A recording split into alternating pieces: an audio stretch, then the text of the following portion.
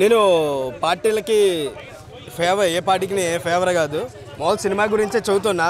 Plus ఇందులో negative వచ్చేసి casting సరిగ్గా సెలెక్ట్ చేసుకోలేదు. రాఘవ్ గారు ఆర్జీవి గారిని చూసి నేర్చుకోవాలి కాస్టింగ్, క్యారెక్టర్స్ని వాళ్ళు చూస్తే ఇలాగే ఉన్నారు అనిపించేలా. ఫస్ట్ పాయింట్ వచ్చేసి షర్మిల గారు ఇందులో లేరండి. సెకండ్ రోజా గారు లేరు. థర్డ్ అనిల్ యాదవ్ కూడా ఇందులో కనిపించలేదు. సినిమా అయితే చాలా బాగా తీశారు. బయోపిక్ కాబట్టి ఎంత పార్టీకి ఫేవర్గానే హైలైట్ చూపించారు. చంద్రబాబు నాయుడు క్యారెక్టర్ కూడా పెద్దగా హెవీ హైలైట్ చేయలేదు, ఎందుకంటే ఆ క్యారెక్టర్ సూట్ అవ్వలేదు అనమాట సరిగ్గా. మిగిలిన సినిమా వాల్యూస్ కానీ చాలా బాగున్నాయి, చూడటానికి బాగుందన్నమాట. కొన్ని సీన్లు అయితే తెలియకుండానే ఆటోమేటిక్గా కళ్ళమ్మడి నీళ్ళు వస్తాయి, అలాంటి సీన్లు అయితే బాగా యాడ్ చేశారు. మ్యూజిక్ చాలా బాగుందండి, చూడొచ్చు. అంటే యాత్ర 2, యాత్ర 1, 2 అసలు కంపారిజన్ లేదు, దానికి దీనికి సీక్వెల్ కదా, చాలా బాగుంది. Thank you. కానీ సరుములెక్క లేకుండా చేశాడు ఇందులో. సరుములెక్క లేదు, చాలా బాధ వేసింది. ఏడ్చారు అందరూ కూడా, సరుములెక్క లేదని ఏడ్చారు. వివేకానంద రెడ్డి గారు లేరని ఏడ్చారు. అంత బాధగా ఏడుతుంది నిజంగా, కళ్ళ నీళ్ళు వచ్చేస్తున్నాయి వాళ్ళిద్దరు లేక. సినిమా ఏం తీసారటో ఒకటే విషయం చెప్తున్నాను, మన రేవంత్ రెడ్డి గారు ఈ సినిమా మీద గట్టిగా స్పందించాలా. నిజంగా రేవంత్ రెడ్డి గారే స్పందించాలి సినిమా మీద. ఎందుకంటే సినిమా చూసిన వాళ్ళందరూ కూడా గట్టిగా కాంగ్రెస్ నేర్చుకున్నారని చెప్పి అంటున్నారు.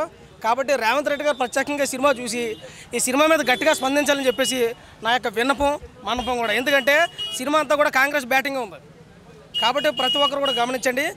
ఈ విషయంలో నేను చెప్పుకోవాల్సింది ఏంటంటే, సరుములెక్క లేదు ఇందులో. సరుములెక్క లేక నాకు చాలా బాధ వేసింది, కళ్ళ నీళ్ళు గారిపోయి సరుములెక్క లేక. కాబట్టి జగన్ గారు ఫేవర్గా తీసుకున్న సినిమా చాలా బోరింగ్గా ఉంది. సినిమా పెద్ద ఇంట్రెస్ట్గా అయితే లేదు. ఒక రకంగా చెప్పాలంటే వివేకానంద రెడ్డి గారు కూడా లేదు. సో మంచి జరిగో చెడో జరిగో, రాజశేఖర రెడ్డి గారు చనిపోయిన కానీ సీఎం జగన్మోహన్ రెడ్డి గారు సీఎం అయిన వరకు సినిమా చూపించుకుని, కానీ జగన్మోహన్ రెడ్డి గారు ఫేవర్గా తప్ప సినిమా ఏమీ లేదు. నాకైతే చాలా బోరు కొట్టింది సినిమా. ప్లస్ అయితే కనుక ఏం లేదు, సినిమా చాలా మైనస్గా ఉంది. మరొకసారి చెప్తున్నాను, ఖచ్చితంగా రేవంత్ రెడ్డి గారు దీని మీద స్పందించాల్సిందే. ఎందుకు స్పందించాలంటే మీరు సినిమా చూడండి ఒకసారి, సినిమా చూసి మీ స్పందన చెప్పండి. ఎందుకంటే పవన్ కళ్యాణ్ గారిని కానీ బాబు గారిని కానీ పక్కన పెడదాం సినిమాలో. ఎందుకంటే రాజకీయ పరంగా చూసుకుంటే కానీ కాంగ్రెస్ పార్టీని ఏకీపాడేశారు ఇందులో. కాబట్టి సినిమా ప్రతి ఒక్కరు చూడండి అని నేను అన్నా, కానీ చూస్తే కనుక స్పందించండి.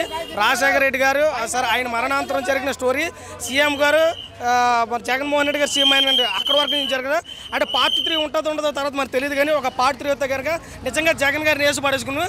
సినిమాలో ఇప్పుడున్నటువంటి పరిస్థితులను బట్టి సినిమాలో ఏదైతే కనపడలేదు.